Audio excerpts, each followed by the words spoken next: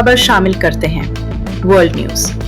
HD Pakistan Mohammad Salim Khokhar की इस report के मुताबिक तहसील सर्कल आरिफवाला के इलाके थाना कबूला की हुदूद में चोरी की बड़ी वारदात।